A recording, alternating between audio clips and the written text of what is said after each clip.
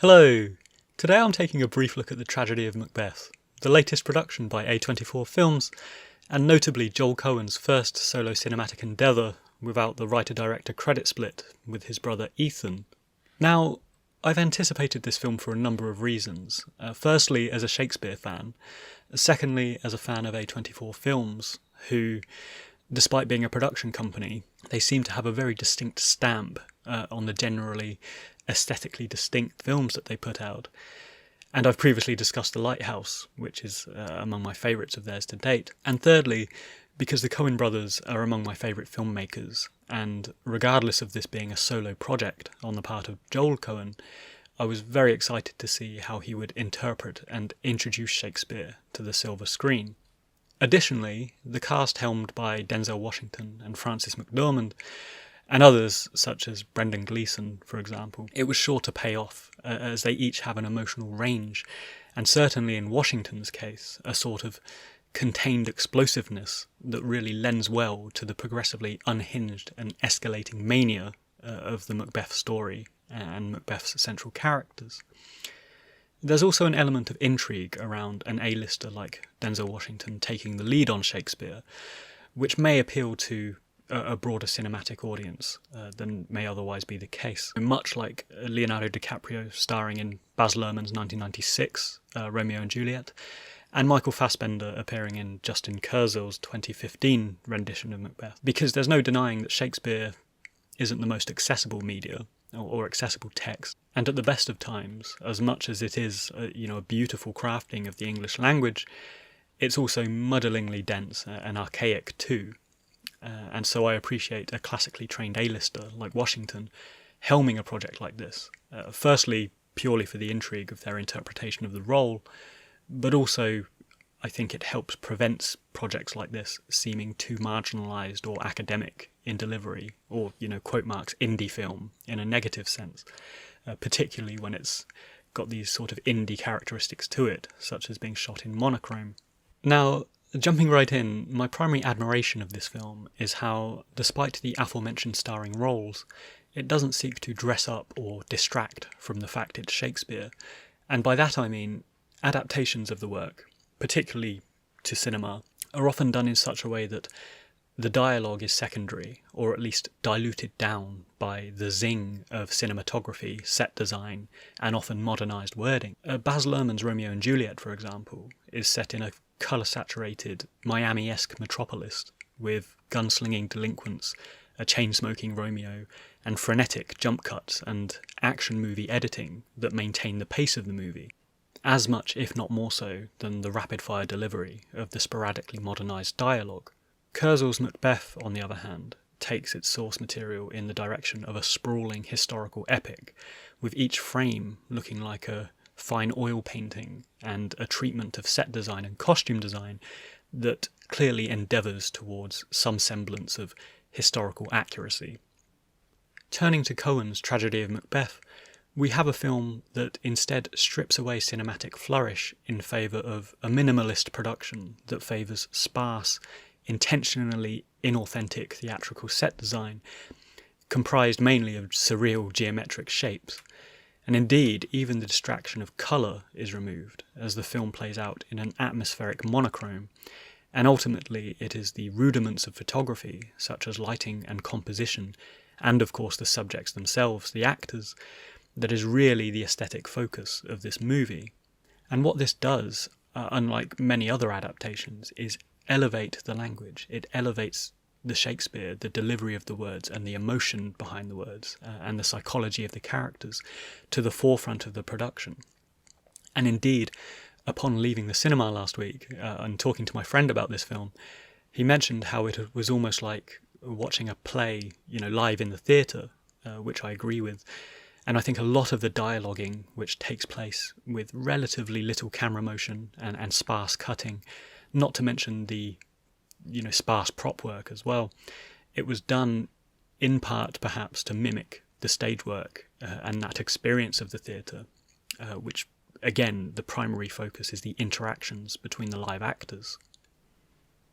Now, despite this nod towards stage plays, the Tragedy of Macbeth is of course a movie, and the strengths of the cinematic language are also employed here, particularly when it comes to inferring themes, symbolism, mood, and the emotional dispositions of the various characters, which I also think was done brilliantly, because rather than being a crutch for the actors or being overemphasized to again simplify or distract from the complexities of dialogue, cinematography was used both beautifully, compositionally speaking, and discreetly to propel the unnerving dilemma of Macbeth and his wife forwards.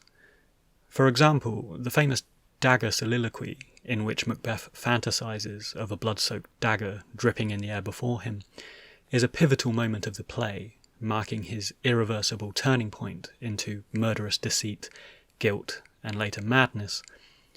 It's often a scene that's played out with either no dagger being present to indicate that it's a fabrication, or the actor holding a literal dagger.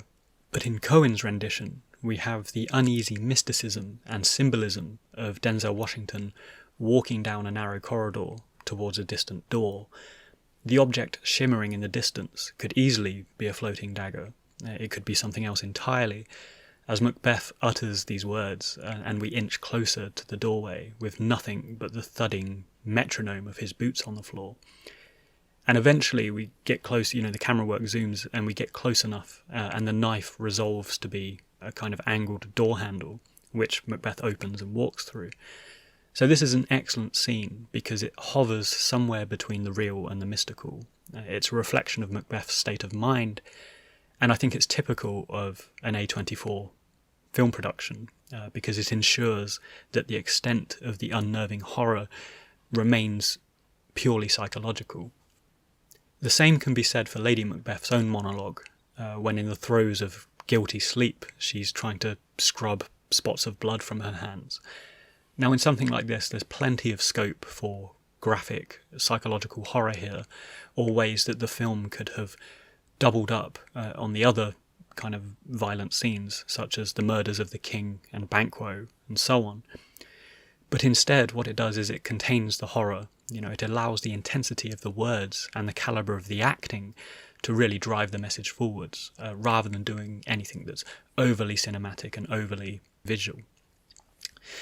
So it's the composition of the shots, such as Lady Macbeth when she's framed alone in an empty hallway, or Macbeth, sitting alone upon his throne, that really infers the despairing nature and the psychological decline of the central characters, rather than relying on anything that's overly cinematic. The unnerving mysticism and curious departure from reality is perhaps best exemplified by the colossal improbable architecture that appears like something that Escher or Salvador Dali might create, making the entirety of the play a nightmarish parallel universe that once again is reflective of Macbeth and the unravelling central characters. But if a feeling could be captured by a single character, then it's almost certainly the harbinger of Macbeth's ill-fated venture, which is the Weird Sisters, excellently played here by Shakespearean veteran Catherine Hunter. And this character was an excellent curiosity and linchpin between events, that stylistically, as soon as I saw her, I firstly thought that this was some kind of homage to Ingmar Bergman's Seventh Seal, which is similarly a movie that explores fate between human and supernatural forces, and there is a clear sort of visual correlation there between the characters of Death and the Weird Sisters. But also, this fanciful semi-reality is an excellent avatar for the weirdness of the world, because in every scene that she features in, the witch is framed in uneasy, improbable guises, whether acting as a crow, or reflected double in the water, or suspended from some unlikely rafters while conjuring visions for Macbeth. So the sisters underpin the supernatural elements of both the play and the film. And once again, owing to the minimalism of the film and the intentional uneasy surrealism they employ in the film, there's only one actor that portrays the three sisters. So it gives this very weird doppelganger vibe to events. But importantly, I think more so, is that the sisters take on a much more passive role, almost reluctant role in some scenes, and where in some renditions of the play they are actively vindictive and reflect the fear of witchcraft in medieval England, here they are used almost as facets of Macbeth's uneasy mind, and they enforce the film's overwhelmingly psychological take on the text. So, wrapping up on this overview, I'm not going to delve into the themes of the play so much because they are well documented, and I don't want people to have flashbacks of when they were at school.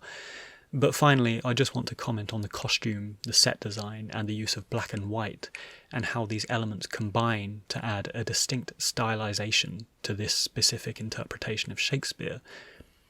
Because rather than employing 90s zeitgeisty bombast like Baz Luhrmann's Surfer Dude Montagues, or gritty historical set design like 2015's Macbeth, or even an entire cultural overhaul like Akira Kurosawa's samurai-themed Throne of Blood, the simplistic costume in Coen's Tragedy of Macbeth is elevated to great effect owing to the textures, the contours, and the shapes of the clothing and how they are lit and exposed in the shot. For example, the simple capes and shawls that are worn by the thanes and princes, which might usually help distinguish the characters through colour and various things like this, they are instead marked by furrowed folds of cloth which cast deep shadows against the bright highlights.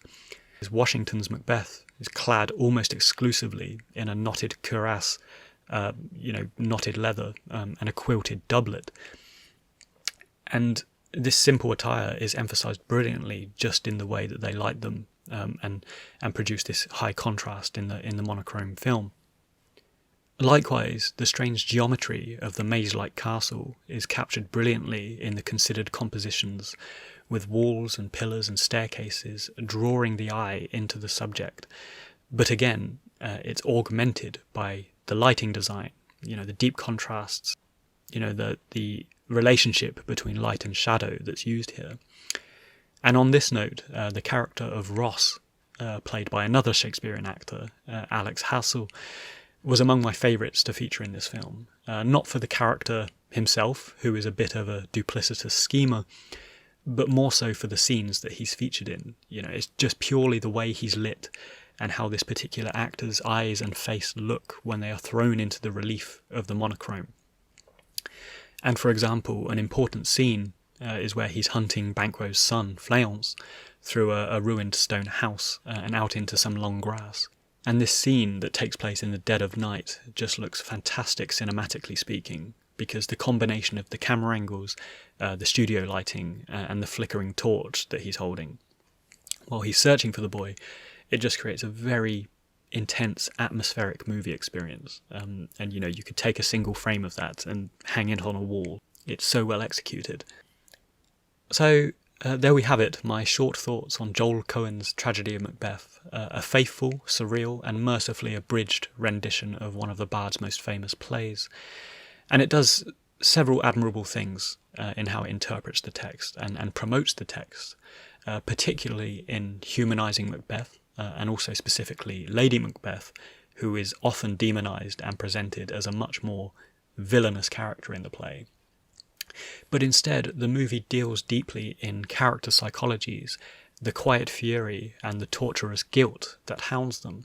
And this is emphasised and elevated fantastically, not only by, of course, the delivery of the actors, but it's crystallised by the beautifully distinct visual aesthetics that I've discussed here. So if you got this far, thanks very much for listening. I hope you enjoyed it. I don't often discuss movies, but I am considering doing a few more short overviews like this around my longer discourses, because I do love cinema. And as always, I appreciate a comment to know your thoughts on the film, along with a like and subscribe if you find that you enjoy the channel.